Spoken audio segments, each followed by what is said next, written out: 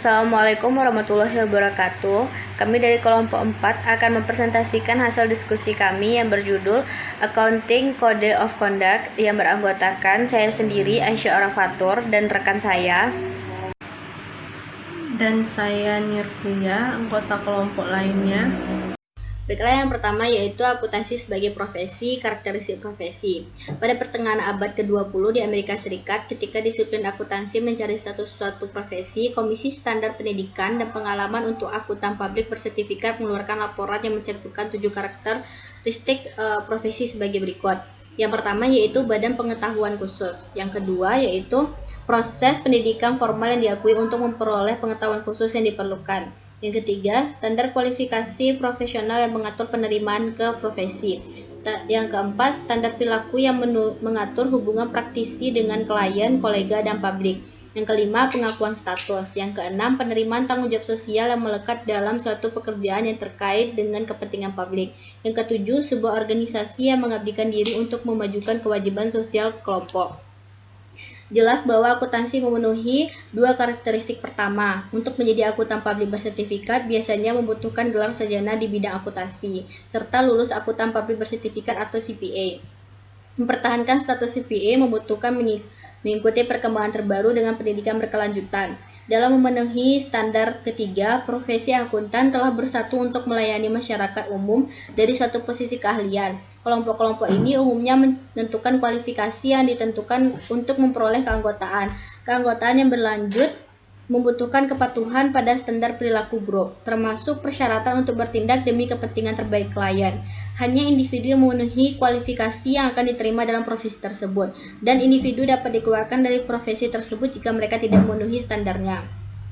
Karakteristik keempat menyatakan bahwa suatu profesi membutuhkan standar perilaku yang mengatur hubungan praktisi dengan klien, kolega, dan publik. Tetapi apa yang harus dimasukkan dalam standar tingkah laku itu? Standar 6 menentukan kebutuhan untuk penerimaan tanggung jawab sosial yang melekat dalam pekerjaan yang diberkahi dengan kepentingan publik. Tapi tanggung jawab sosial apa yang harus dimiliki oleh profesi akuntan sebagai publik?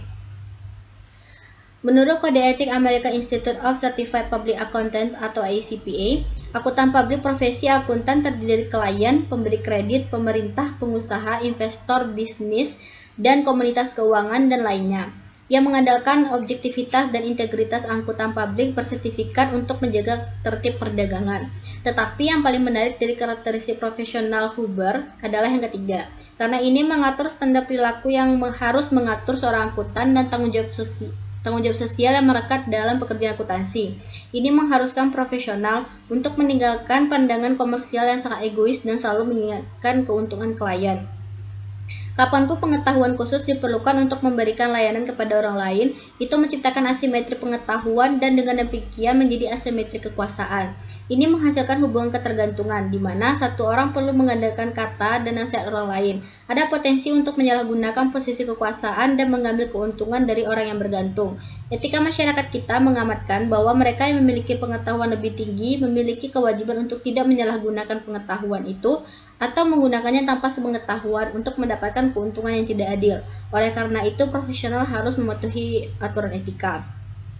Sebagai seorang profesional, akuntan memiliki 3 kewajiban.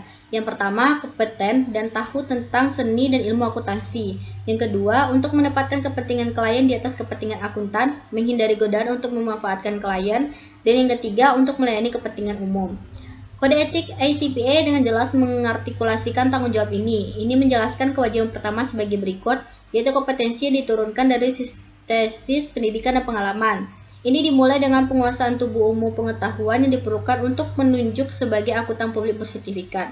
Peliharaan kompetensi membutuhkan komitmen untuk belajar dan peningkatan profesional yang harus terus dilakukan sepanjang kehidupan profesional anggota. Itu adalah tanggung jawab individu anggota. Dalam semua penugasan dan dalam semua tanggung jawab, setiap anggota harus berusaha untuk mencapai tingkat kompetensi yang akan memastikan bahwa kualitas layanan anggota memenuhi tingkat profesionalisme tinggi yang disyaratkan oleh prinsip-prinsip ini. Kewajiban yang kedua yaitu berlaku untuk semua profesional. Kewajiban untuk menjaga kepentingan terbaik klien. Ketika seorang akuntan dipekerjakan untuk melakukan layanan untuk klien, setidaknya ada pemahaman tersirat bahwa akuntan akan memperhatikan kepentingan klien.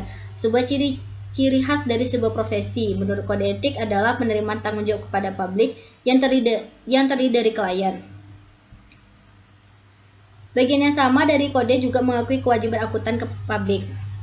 Ciri khas suatu profesi adalah penerimaan tanggung jawabnya kepada publik. Publik profesi akuntansi terdiri dari klien, pemberi kredit, pemerintah, pengusaha, investor bisnis, dan komunitas keuangan, dan lain-lain yang mengandalkan objektivitas dan integritas akuntan publik bersertifikat untuk menjaga ketertiban perdagangan.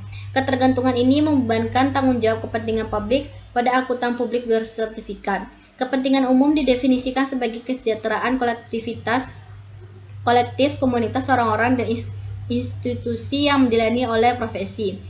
Mengingat keterlibatan Arthur Andersen dalam bencana Enron, penting untuk menyadari apapun fakta bahwa Arthur Andersen memiliki kewajiban untuk menjaga kepentingan publik, untuk melindungi integritas sistem pasar bebas. Tanggung jawab yang sama ini dapat diterapkan untuk kepentingan publik pada akuntan pajak dalam skandal penggelapan pajak pada KPMG. Hal ini membawa kita pada karakteristik terakhir Huber yang sebagai seorang profesional. Praktisi harus memiliki semangat kesetiaan kepada rekan-rekan praktisi, membantu tujuan bersama yang mereka anut, dan tidak boleh membiarkan tindakan yang tidak profesional membuat malu seluruh profesi. Hal ini sesuai dengan karakteristik ketujuh ACPA dari sebuah profesi, sebuah organisasi yang mengabdikan diri untuk memajukan kewajiban sosial kelompok. Dengan demikian, ACPA dan anggota memiliki tanggung jawab kritis kepada masyarakat. Karena tanggung jawab bersama mereka kepada berbagai kelompok, klien, kolega, dan publik, tidak dapat dihindari bahwa akuntan terkadang menghadapi tekanan yang saling bertentangan.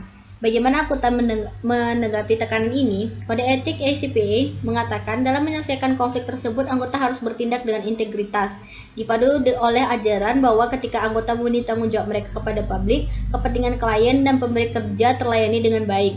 Bagian ini menyajikan motivasi yang menarik untuk berperilaku etis, karena melakukan apa yang benar untuk publik dengan sebaik-baiknya melayani klien dan pemberi kerja. Pasal tersebut menyarankan tidak boleh ada konflik substansial antara kepentingan publik, klien, pemberi kerja. Jadi, jika majikan mereka menekan akuntan manajemen untuk memasang pembukuan, akuntan harus menolak. Tidak hanya mengubah informasi keuangan bukan untuk kepentingan publik, tetapi juga untuk kepentingan terbaik pengusaha. Kode ACPA mengasumsikan bahwa kejujuran selalu menjadi kebijakan terbaik dan bisnis yang etis selalu merupakan bisnis yang baik. Karena aturan, akuntan dituntun untuk menjaga fungsi tertib perdagangan tanpa tunduk pada sudut pandang komersial yang ketat. Publik memiliki hak untuk mengharapkan akuntan bertindak dengan jujur dan etis. Sebagaimana yang diamanatkan oleh ACPA, mereka mengandalkan akuntan publik bersertifikat, mengharapkan mereka untuk melaksanakan tanggung jawab mereka dengan integritas, objektivitas, kehati-hatian, profesional, dan minat yang tulus untuk melayani publik. Mereka diharapkan memberikan layanan berkualitas, mengadakan peraturan biaya, dan menawarkan berbagai layanan, semua dengan cara yang menunjukkan tingkat profesionalisme sesuai dengan prinsip-prinsip kode etik profesional ini. Bergabung dengan grup profesional seperti ACPA sama saja dengan berjanji untuk mematuhi standar etika grup. Karena itu, janji itu harus ditepati. Kode tersebut secara khusus menunjukkan bahwa bergabung dengan ACPA menempatkan beban etika pada anggota. Semua menerima keanggotaan di American Institute of Certified Public Accountants berkomitmen untuk menghormati kepercayaan publik sebagai imbalan atas keyakinan bahwa masyarakat beristirahat di dalamnya. Para anggota hendaknya terus berupaya untuk menunjukkan dedikasi mereka pada keunggulan profesional. Selanjutnya yaitu kode etik akuntansi 1. Akuntan memiliki tanggung jawab untuk menyajikan gambar keuangan organisasi yang paling jujur dan akurat. Sebagai auditor, mereka memiliki tanggung jawab untuk mengevaluasi gambar akuntan lain dan membuktikan kebenaran dan akurasi mereka. Dengan demikian, akuntan mencapai tujuan profesinya untuk memenuhi kebutuhan klien atau perusahaan tempat mereka bekerja, untuk melayani kepentingan terbaik pemegang saham atau pemangku kepentingan yang berhak atau representasi yang jujur dari status keuangan organisasi. Individu memiliki kewajiban etis untuk melakukan pekerjaannya. Tanggung jawab pekerjaan biasanya dijabarkan dalam deskripsi pekerjaan, buku pegangan karyawan, buku panduan manajerial, perusahaan kode etik, dan terakhir kode etik atau etika profesi. Business etik menjelaskan 6 cara agar kode etik dapat bermanfaat. Yang pertama yaitu sebuah kode dapat memotivasi melalui penggunaan tekanan teman sebaya dengan mempertahankan serangkaian ekspektasi perilaku yang diakui secara umum yang harus dipertimbangkan dalam pengambilan keputusan. Yang kedua, kode dapat memberikan panduan permanen yang lebih stabil tentang benar atau salah daripada kepribadian manusia atau keputusan ad hoc yang berkelanjutan. Yang ketiga, kode dapat memberikan panduan terutama dalam situasi yang ambigu. Yang keempat, kode tidak hanya dapat membantu perilaku karyawan, tetapi juga dapat mengontrol kekuatan otokratis pemberi pekerja. Yang kelima, kode dapat membantu menentukan tanggung jawab sosial bisnis itu sendiri. Yang keenam, kode jelas untuk kepentingan bisnis itu sendiri, karena jika bisnis tidak mengawasi diri mereka sendiri secara etis, orang lain akan melakukannya untuk mereka. Selanjutnya, ACPA, kode etik profesional. Kode etik di ACPA terbagi menjadi dua bagian. Bagian pertama membahas prinsip dan bagian kedua membahas aturan. Prinsip adalah norma umum yang berlaku dan memberikan kerangka kerja untuk aturan yang lebih spesifik.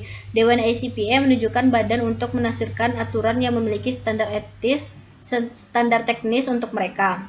Interpretasi ini menghasilkan peraturan etis yang mengatur aktivitas tertentu, tetapi juga dapat menerapkan pada perilaku serupa lainnya. Kode ACPA dimulai dengan menjelaskan tujuan dan cakupannya. Itu diadopsi untuk memberikan panduan dan aturan kepada semua anggota. Mereka yang berpraktik di publik, di industri, di pemerintah, dan di pendidikan. Dalam melaksanakan tanggung jawab profesional mereka, maka tujuan untuk membimbing dan ruang lingkupnya mencakup semua akuntan publik bersertifikat yang termasuk dalam ACPA. Kode tersebut menetapkan 3 konsekuen kepada siapa akuntan yang memiliki tanggung jawab etis, publik, klien, dan kolega. Dalam profesi akuntansi, terutama untuk akuntan publik, tanggung jawab kepada publik adalah terpenting. Tanggung jawab akuntan kepada publik sangat penting, sehingga mengesampingkan kewajibannya kepada perusahaan atau klien. Dalam kasus audit eksternal, karena akuntan memiliki tanggung jawab kepada publik, klien, dan kolega. Selanjutnya yaitu prinsip-prinsip kode. Prinsip kode mengungkapkan pengakuan profesi terhadap tanggung jawabnya kepada publik, klien, dan kolega. Mereka membimbing anggota dalam melaksanakan tanggung jawab profesional mereka dan mengungkapkan prinsip dasar perilaku etis dan profesional. Prinsip menyerukan komitmen teguh terhadap perilaku terhormat bahkan dengan pengorbanan keuntungan pribadi. Ada 6 azas sebagai berikut. Prinsip pertama, dalam melaksanakan tanggung jawab mereka sebagai profesional, anggota hendaknya menerapkan penilaian profesional dan moral yang peka dalam semua aktivitas mereka. Yang prinsip kedua, anggota harus menerima kewajiban untuk bertindak dengan cara yang akan melayani kepentingan publik, menghormati kepercayaan publik, dan menunjukkan komitmen terhadap profesionalisme. Prinsip yang ketiga, untuk memelihara dan memperluas kepercayaan publik, anggota harus melaksanakan semua tanggung jawab profesional dengan rasa integritas yang tinggi. Prinsip yang keempat, seorang anggota harus menjaga objektivitas dan bebas dari konflik kepentingan dalam melaksanakan tanggung jawab profesional. Seorang anggota dalam praktik publik harus independen dalam fakta dan penampilan saat memberikan audit dan layanan pengesahan lainnya. Prinsip yang kelima, seorang anggota harus memperhatikan standar teknis dan etika profesinya, berusaha terus-menerus untuk meningkatkan kompetensi dan kualitas layanan, dan melaksanakan tanggung jawab profesional dengan kemampuan terbaik anggota tersebut. Prinsip yang keenam, seorang anggota dalam praktik publik harus mematuhi prinsip-prinsip kode perilaku profesional dalam menentukan ruang lingkup dan sifat layanan yang akan disediakan. Kode ACPA menjelaskan setiap prinsip secara rinci. Mereka mirip dengan apa yang ada di sebagian besar kode profesional. Layanan kepada orang lain, kompetensi, integritas, objektivitas, dan kemandirian, profesionalisme, termasuk pendidikan berkelanjutan, dan akuntabilitas terhadap profesi. Yang pertama yaitu prinsip pertama yaitu tanggung jawab. Dalam menjalankan tanggung jawab mereka sebagai profesional, anggota harus menerapkan penilaian profesional dan moral yang sensitif dalam semua aktivitas mereka. Tanggung jawab profesional membutuhkan pertimbangan moral sehingga menyamakan perilaku profesional dengan perilaku moral. Interpretasi prinsip tersebut berbunyi sebagai berikut. Sebagai profesional, anggota publik bersertifikat menjalankan peran penting dalam masyarakat. Sejalan dengan peran tersebut, anggota American Institute of Certificate Public Accountants memiliki tanggung jawab kepada semua orang yang menggunakan layanan profesional mereka. Anggota juga memiliki tanggung jawab berkelanjutan untuk bekerja sama satu sama lain untuk meningkatkan seni akuntansi, menjaga kepercayaan publik, dan menjalankan tanggung jawab khusus profesi untuk pemerintah sendiri. Upaya kolektif dari semua anggota diperlukan untuk memelihara dan meningkatkan tradisi profesinya. Paragraf ini yang mencatat peran penting yang dimainkan oleh CPA dalam masyarakat memiliki arti penting. Akuntan memiliki tanggung jawab untuk semua orang yang menggunakan layanan profesional mereka. Di sini sekali lagi adalah anomali yang kita catat sebelumnya. Tanggung jawab utama sebagian besar profesional adalah kepada klien mereka. Akuntan bagaimanapun yang memainkan peran penting dalam sistem pasar bebas. Dengan memberikan gambaran keuangan organisasi memiliki banyak konsekuen, karena ruang lingkup tanggung jawab mereka mencakau semua orang yang menggunakan informasi, data yang penting untuk melakukan bisnis. Akuntan memiliki tanggung jawab prima finance di luar tanggung jawab kepada klien mereka atau siapapun yang membayar mereka. Prinsip kedua yaitu melayani kepentingan umum. Anggota harus menerima kewajiban untuk bertindak dengan cara yang akan melayani kepentingan publik, menghormati kepercayaan publik, dan menunjukkan komitmen terhadap profesionalisme. Dalam interpretasi prinsip ini, kode tersebut menegaskan bahwa penerimaan tanggung jawab pada publik adalah ciri khas suatu profesi. Kode tersebut menjelaskan siapa yang termasuk dalam publik, menyebutkan klien, pemberi kredit, pemerintah, pengusaha, investor, komunitas bisnis, dan keuangan, dan yang lainnya bergantung pada objektivitas integritas akuntan publik bersertifikat untuk menjaga tertib fungsi akuntan publik perdagangan. Prinsip ini menjelaskan bahwa sifat publik dari akuntan didasarkan pada tujuan sosial dari fungsi perdagangan yang tertib. Perilaku etis diperlukan untuk kepentingan publik yang didefinisikan sebagai kesejahteraan kolektif komunitas orang dan lembaga yang dilayani oleh profesi. Dalam menyelesaikan konflik tersebut, anggota harus bertindak dengan integritas dipadu oleh ajaran ketika anggota memenuhi tanggung jawab mereka kepada publik. Kepentingan klien dan pengusaha paling baik dilayani. Prinsip ketiga yaitu integritas. Untuk menjaga memperluas kepercayaan publik, anggota harus melakukan semua tanggung jawab profesional dengan rasa integritas yang tinggi. Kode tersebut mendefinisikan integritas sebagai berikut.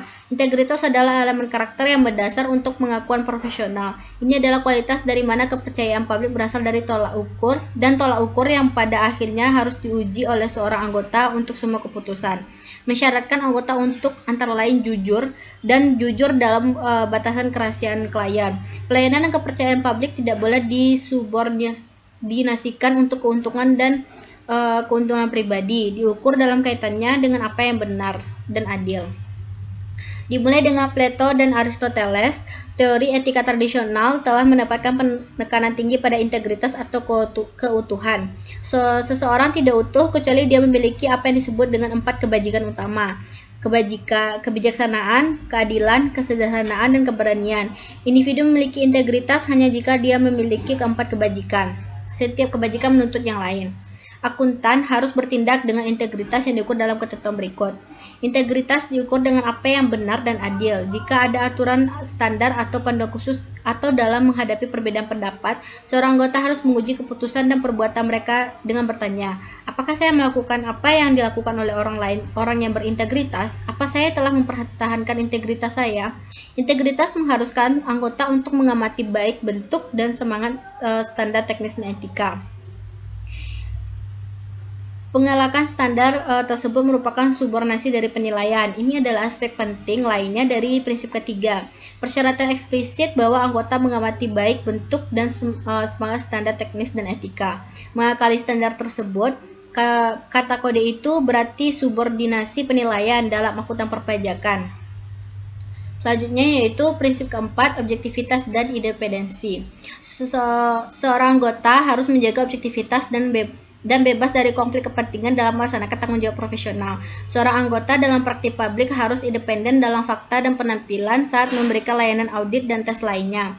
Mencapai objektivitas tidaklah mudah. Pertimbangan dua pernyataan, yang pertama itu dia percaya karena itu fakta, dan karena dia percaya itu adalah fakta. Orang pada umumnya sering melihat sesuatu sebagaimana mereka pikirkan atau sebagaimana yang mereka inginkan daripada melihat sebagaimana adanya. Ini juga berlaku untuk akuntan. Jika Anda yakin bahwa semua orang perusahaan yang Anda audit adalah jujur, Anda memberikan mereka keuntungan dari keraguan dan tidak melihat hal-hal yang akan dilihat oleh auditor yang lebih skeptis. Menarik bahwa interpretasi kode dengan demikian memperingatkan auditor untuk mengambil sikap skeptis. Secara khusus, prinsip objektivitas membebankan kewajiban untuk tidak memihak, jujur secara intelektual, dan bebas dari konflik kepentingan. Agar tidak memihak, anggota ICPA harus mencoba menghilangkan perasaan dan kepentingan pribadi mereka dari penilaian atau rekomendasi yang dibuat atau tindakan apapun yang diambil. Anggota harus melepaskan diri dari situasi tersebut dan melihatnya sebagai pihak ketiga dan tidak tertarik. Kode menekankan muncul kemandirian anggota ICPA dalam pelayanan publik. Ini tidak berlaku untuk layanan swasta. Untuk anggota dalam praktik publik, pemeliharaan objektivitas dan kemandirian membutuhkan penilaian berkelanjutan atas hubungan klien dan tanggung jawab publik. Anggota yang memberikan layanan audit dan pengesahan lainnya harus independen dalam fakta dan penampilan. Dalam menyediakan semua layanan lainnya, anggota harus menjaga objektivitas dan menghindari konflik kepentingan. Anggota sering melayani banyak kepentingan dalam banyak kapasitas yang berbeda. Kode menyatakan, tetapi harus menunjukkan objektivitas mereka dalam berbagai keadaan. Bahkan menggambarkan beberapa fungsi yang dilakukan oleh anggota ICPA. Anggota dalam praktik publik memberikan kesaksian pajak dan manajemen layanan konsultasi. Anggota lain menyiapkan laporan keuangan untuk mempekerjakan orang lain, melakukan layanan audit internal, dan melayani kapasitas keuangan manajemen di industri, pendidikan, dan pemerintahan. Interpretasi prinsip keempat diakhiri dengan kata-kata yang tegas tentang tanggung jawab anggota yang bukan dalam praktik akuntansi yang pada dasarnya pekerja mereka tidak independen. Meskipun anggota tidak berada dalam praktik publik yang tidak dapat mempertahankan penampilan kemerdekaan mereka, tetap memiliki tanggung jawab untuk menjaga objektivitas dalam memberikan layanan profesional. Anggota yang dipekerjakan oleh orang lain untuk menyiapkan laporan keuangan atau untuk melakukan audit, pajak, atau layanan konsultasi dibebankan dengan tanggung jawab yang sama untuk objektivitas sebagai anggota dalam praktik publik dan harus cermat dalam penerapan prinsip akuntansi yang diterima secara umum dan jujur dalam sebuah berurusan dengan anggota dalam praktik publik. Prinsip kelima yaitu kehati-hatian. Seorang anggota harus memperhatikan standar teknis dan etika profesinya, berusaha untuk terus-menerus untuk meningkatkan kompetensi dan kualitas layanan, dan melaksanakan tanggung jawab profesional dengan kemampuan terbaik dari anggota tersebut. Prinsip kehati-hatian menerapkan standar yang sangat tinggi bagi akuntan. Interpretasi dari prinsip tersebut mengidentifikasi pencarian untuk keunggulan sebagai esensi dari kehati-hatian. Keunggulan tersebut membutuhkan baik kompetensi maupun ketekunan. Akuntan harus melakukan yang terbaik dari kemampuan dengan perhatian untuk kepentingan terbaik mereka yang jasa tersebut dilakukan dan konsisten dengan tanggung jawab profesi kepada publik. Ketekunan yang membebankan tanggung jawab untuk memberikan layanan dengan kehati-hatian dan teliti dan untuk memenuhi teknis dan etika yang berlaku. Prinsip yang keenam, cakupan dan sifat layanan. Seorang anggota dalam praktik publik harus mematuhi prinsip kode perilaku profesional dalam menentukan ruang lingkup dan sifat layanan yang akan disediakan. Prinsip ini mengikat semua prinsip menjadi satu. Ini dimulai dari profesionalisme, aspek kepentingan publik layanan, akuntan publik masyarakat bahwa layanan tersebut harus konsisten dengan perilaku profesional yang dapat diterima oleh akuntan publik bersertifikat. Integritas mensyaratkan bahwa pelayanan dan kepercayaan publik yang tidak disubordinasikan untuk keuntungan dan keuntungan pribadi. Prinsip ini juga menyatakan objektivitas dan kemandirian mengharuskan anggota bebas dari konflik kepentingan dalam melaksanakan tanggung jawab profesional. Kehati-hatian masyarakat agar layanan diberikan dengan kompetensi dan ketekunan. Kode mencatat dalam beberapa kasus mereka mungkin mewakili kendala keseluruhan pada layanan non-audit yang mungkin ditawarkan kepada klien tertentu, tapi tidak ada aturan yang keras dan cepat yang dapat dikembangkan untuk membantu anggota mencapai penilaian ini. Tetapi mereka harus yakin bahwa mereka memiliki semangat prinsip dalam hal ini. Baiklah, saya akan menjelaskan materi selanjutnya yaitu aturan kode perilaku. Setelah mempresentasikan prinsip-prinsip tersebut, Kode Etik Profesional ICPA memeriksa aturan yang mengatur prinsip-prinsip tersebut. Kode tersebut menyatakan anggaran rumah tangga American Institute of Certified Public Accountant mengharuskan anggota untuk mematuhi aturan kode perilaku profesional. Anggota harus siap untuk membenarkan penyimpangan dari aturan ini. Aturan ini secara resmi berlaku hanya untuk anggota ICPA dan orang-orang di bawah kendali anggota. Jika anggota melanggar aturan, maka mereka itu dikenakan pendisiplinan oleh ICPA. Dengan demikian, perlu untuk meninjau aturan ini untuk memahami harapan ICPA tentang perilaku akuntan.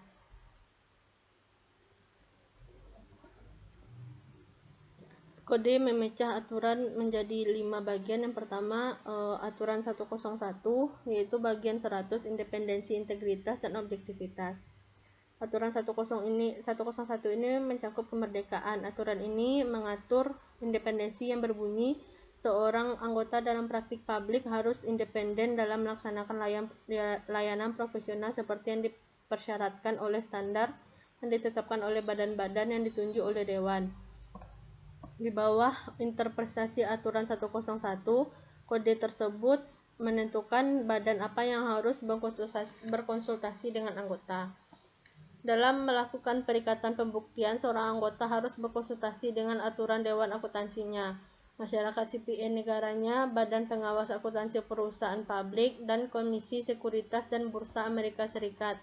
Jika laporan anggota tersebut akan diajukan ke SEC, Departemen Tenaga Kerja Amerika Serikat, jika laporan anggota akan diajukan ke DOL, Kantor Akuntabilitas Pemerintah, jika hukum, peraturan, perjanjian kebijakan, atau kontrak mengharuskan laporan anggota untuk diajukan berdasarkan GAO, peraturan, dan setiap organisasi yang mengeluarkan atau memberlakukan standar kemandirian yang akan berlaku untuk keterlibatan anggota.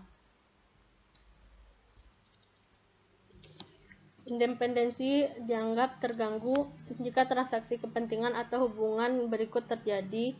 Yang pertama, selama periode perikatan profesional seorang anggota yang dilindungi.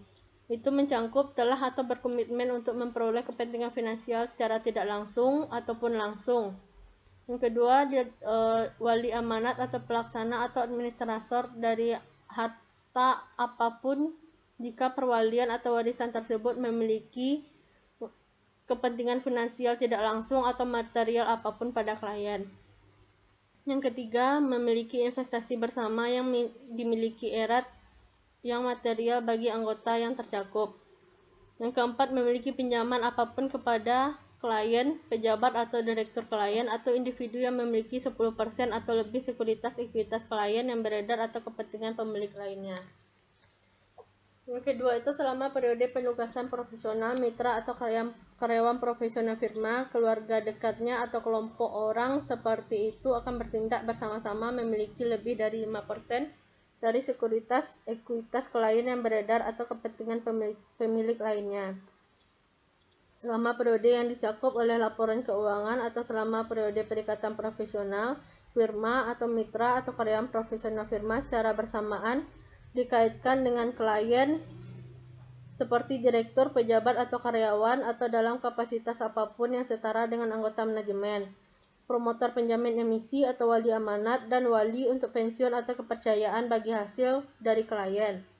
Aturan 102 mencakup integritas dan objektivitas. Aturan ini mengatur kuat dalam etika akuntansi yang berbunyi dalam pelaksanaan layanan profesional apapun, anggota harus menjaga objektivitas dan integritas, harus bebas dari konflik kepentingan, dan tidak boleh dengan sengaja menyesatkan fakta atau penilaiannya terhadap orang lain. Teori etika memberi kita berbagai cara untuk mencapai objektivitas, misalnya prinsip universalisasikan yang menanyakan bagaimana jika semua orang melakukan hal tersebut. Tetapi cara paling umum dalam etika untuk mencapai objektivitas adalah dengan menggunakan sebagaimana Anda ingin melakukan kepada mereka. Selanjutnya, aturan 102, representasi yang keliru. Aturan ini mengetahui fakta yang keliru yang hanyalah seruan untuk kejujuran akuntan. Representasi yang keliru adalah dusta yang berbohong dan serta tidak etis. Dengan demikian, ini melarang auditor untuk salah mempresentasikan laporan keuangan, akuntan pajak dari salah satu mempresentasikan pendapatan atau aset, dan akuntan manajemen untuk salah mempresentasikan persediaan. Kode menyajikan beberapa skenario yang dapat merusak atau terlihat merusak. Di antaranya, pertama, seorang anggota telah diminta untuk melakukan layanan mitigasi untuk penggugatan sehubungan dengan gugatan yang diajukan terhadap klien firma anggota. Yang kedua, seorang anggota telah memberikan layanan perpajakan atau perencanaan keuangan pribadi bagi pasangan suami istri yang akan bercerai, dan anggota tersebut telah diminta untuk memberikan layanan tersebut bagi kedua belah pihak selama proses perceraian. Yang ketiga, anggota berencana untuk menyarankan klien berinvestasi dalam bisnis di mana anggota tersebut memiliki kepentingan finansial. Yang keempat, seorang anggota memberikan layanan pajak untuk beberapa anggota yang mungkin memiliki kepentingan yang berlawanan. Yang kelima, seorang anggota memiliki kepentingan finansial yang signifikan. Yang keenam, seorang anggota bertugas di Dewan Bidang Banding Pajak Kota yang mempertimbangkan masalah yang melibatkan berbagai klien pajak anggota tersebut. Yang ketujuh, seorang anggota telah didekati untuk memberikan layanan sehubungan dengan pembelian real estate dari klien perusahaan anggota. Selanjutnya, anggota merujuk PFP atau klien pajak ke broker asuransi atau penyedia layanan lainnya. Dan yang terakhir, anggota merekomendasikan atau merujuk pasien ke biro jasa di mana anggota atau mitra dalam perusahaan anggota memegang kepentingan finansial material. Selanjutnya aturan 123 yaitu kewajiban kepada akuntan eksternal. Aturan 123 ini menyebut kewajiban anggota kepada akuntan eksternal majikannya yang mengharuskan anggota untuk jujur dan tidak sengaja mengabarkan fakta atau secara sengaja yang gagal dalam mengungkapkan fakta material. Oleh karena itu, jika ada penyimpangan kewajiban akuntan adalah untuk membuat mereka itu lebih dikenal. Selanjutnya aturan 124 yaitu subordinasi penelitian.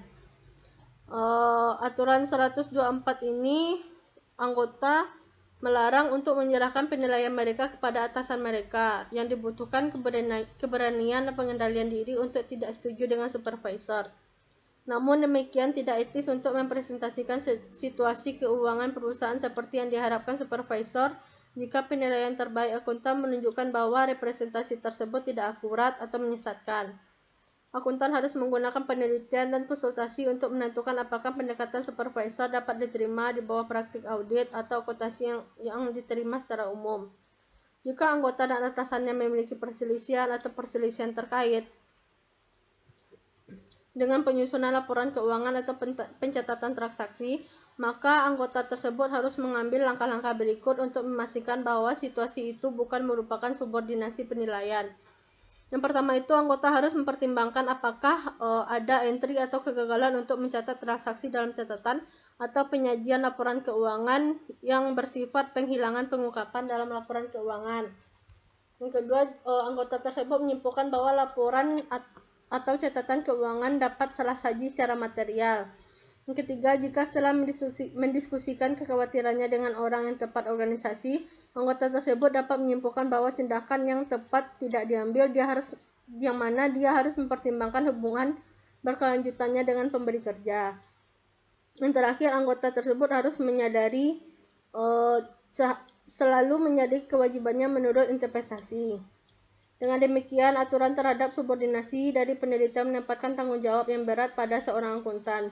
Jika anggota dan atasannya tidak dapat menyelesaikan perselisihan mereka, bahkan setelah mengambil tingkah dan langkah yang tepat, maka anggota tersebut mungkin harus memutuskan hubungan dengan supervisor. Bagian 200 yaitu prinsip akuntansi standar umum. Aturan 201 mencakup standar umum. Aturan pertama di bagian 200 ini menegas kembali resep kehati-hatian yang menyatakan seorang anggota harus mematuhi standar berikut dan dengan interpretasi apapun darinya dan badan-badan ditunjuk oleh Dewan. Aturan tersebut mencantumkan 4 standar sebagai berikut. Yang pertama, kompetensi profesional, di mana itu layanan profesional yang dapat diharapkan oleh anggota atau firma anggota untuk dilengkapi dengan kompetensi profesional. Yang kedua, kecermatan profesional, lakukan kehati-hatian. Selanjutnya, perencanaan dan pengawasan, di mana itu direncanakan dan diawasi secara memadai kinerja layanan profesional. Yang keempat, data relevan yang memadai, memperoleh data yang cukup relevan untuk memberikan dasar yang masuk akal untuk kesimpulan atau rekomendasi sehubungan dengan layanan profesional yang dilakukan. Aturan 202 mencakup kepatuhan dengan standar, yang berbunyi seorang anggota yang melakukan audit, review, kompilasi, konsultasi manajemen, pajak, atau layanan profesional lainnya harus mematuhi standar ditetapkan oleh badan yang ditunjukkan oleh Dewan. Beberapa badan yang menentukan standar teknis, yang pertama FASB, yaitu ditunjuk untuk menetapkan prinsip akuntansi keuangan untuk entitas pemerintah federal. Yang kedua, GASB berwenang untuk menetapkan standar akuntansi dan pelaporan keuangan untuk kegiatan dan transaksi badan pemerintah negara bagian lokal. Yang ketiga itu ICPA yang mengakui badan untuk menetapkan standar yang berkaitan dengan persiapan dan penerbitan laporan audit untuk entitas dalam yurisdiksinya. Aturan 203 yaitu prinsip akuntansi. Aturan terakhir di bagian 200 ini berkaitan dengan penggunaan prinsip akuntansi yang diterima secara umum. Bagian pertama dari aturan tersebut berbunyi, seorang anggota tidak boleh menyatakan pendapat atau menyatakan dengan tegas bahwa laporan keuangan dan data keuangan lain dari entitas apapun disajikan sesuai dengan prinsip akuntansi yang berlaku umum, atau menyatakan bahwa dia tidak dapat mengetahui dari setiap modifikasi material yang harus dilakukan pada pernyataan data agar sesuai dengan prinsip akuntansi yang diterima secara umum. Bagian 300 yaitu tanggung jawab klien. Ini membawa kita pada aturan yang dikhususkan untuk tanggung jawab akuntan kepada klien. Pada bagian 300 ini berfokus pada area khusus kerahasiaan dan biaya kontinu. Aturan 301 mencakup informasi rahasia klien. Aturan ini langsung yang berbunyi, seorang anggota dalam praktik publik tidak boleh mengungkapkan informasi rahasia klien tanpa persetujuan khusus dari klien. Meskipun aturan tersebut tidak menentukan apa yang dianggap rahasia, namun informasi semacam itu secara logis akan mencangkup angka pendapatan, hutang, dan informasi yang bukan merupakan bagian dari catatan publik dan pihak ketiga itu yang tidak memiliki klaim untuk mengetahuinya. Aturan 302 mencakup biaya kontingensi. Aturan tersebut melarang anggota untuk menerima biaya yang bergantung pada audit atau tinjauan atas laporan keuangan atau kompilasi laporan keuangan yang digunakan oleh pihak ketiga yang tidak mengungkapkan kurangnya independensi. Oleh karena itu, akuntan yang terlibat dalam pembelanjaan opini atau penjamin bahwa audit mereka akan membuat perusahaan terlihat bagus, tidak peduli seberapa halus mereka memasarkan aktivitas ini. Yang selanjutnya bagian 400 yaitu tanggung jawab kolega. Tanggung jawab kolega sementara kode profesional lainnya mendesak sesama profesional untuk mendorong, membantu, dan membimbing satu sama lain, dan mereka itu menggambarkan tanggung jawab kebijakan sendiri. Kode ICPA saat ini tidak ada di area ini. Menurut William Keenan, manajer teknis dari Komite Etika Profesional ICPA, saat ini tidak ada apapun untuk dimasukkan ke dalam bagian 400 ini, karena saya yakin bagian ini disediakan untuk membahas kemungkinan aturan interpretasi di masa depan yang berhubungan dengan tanggung jawab kepada kolega.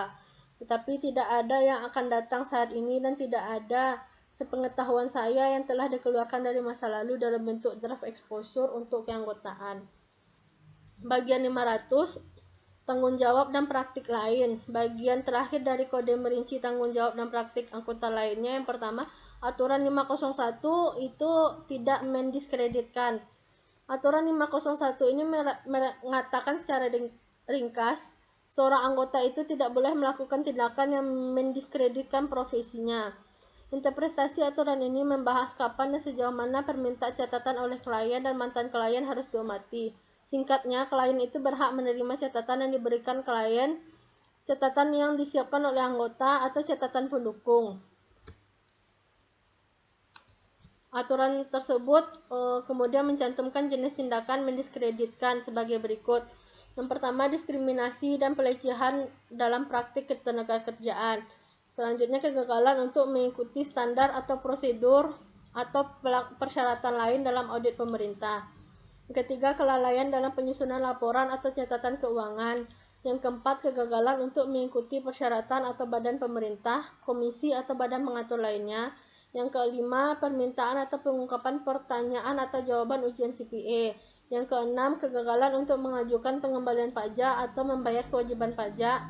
Yang ketujuh, kegagalan untuk mengikuti persyaratan badan pemerintah, komisi atau badan pengatur lainnya tentang ganti rugi batasan ketentuan tanggung jawab yang sehubungan dengan audit dan layanan pengesahan lainnya. Aturan 502 yaitu iklan dan bentuk ajakan lainnya.